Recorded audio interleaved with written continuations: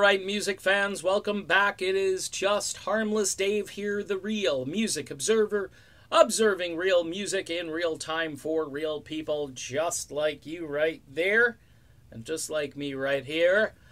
Good news for Steve Perry fans, according to the co-writer of a song called Sun Shines Gray, which is one of the more upbeat tunes from Steve's last album called Traces, which came out last October. According to this guy, his name is John 5, by the way. And no, he's not a Bible verse or a Bible chapter. In fact, John 5 is Rob Zombie's main guitarist. And he's been with a couple of other alternative artists through the years. I don't know that much about him. I do know that Steve Perry liked the contrast between his own writing style and the style of John 5, who brought in a completely different perspective lyrically.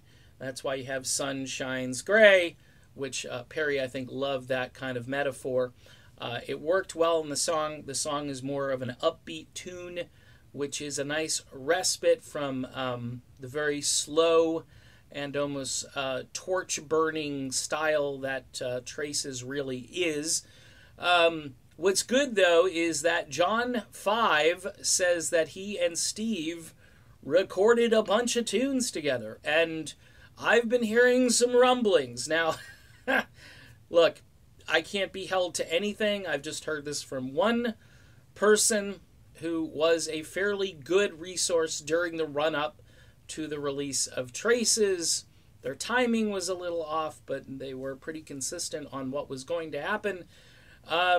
Perry might be looking to release another album this year, believe it or not.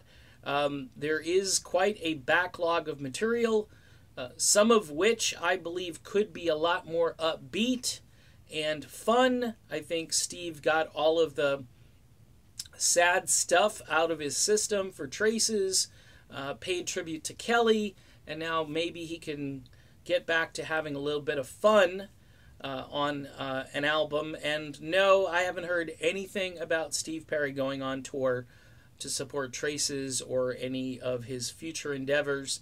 It would be nice, but it doesn't appear to be in the works. But anyway, I like the fact that John 5 basically says that the guy can still sing like he did before, that he can do pretty much anything he wants to do, and really threw around the idea that Perry has a good backlog of songs. You got to think, too, John 5 was only one writing partner with Steve Perry. You got Randy Goodrum.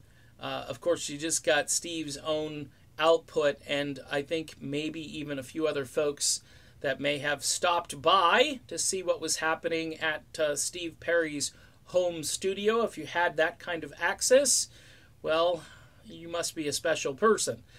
Needless to say, it would be cool to get an album's worth of material that might be sort of the opposite of Traces, and I think fans would really dig that. As far as it coming out this year, I would say based on Steve Perry and his timing, that might be a little ambitious to think that he would come out with an album this year.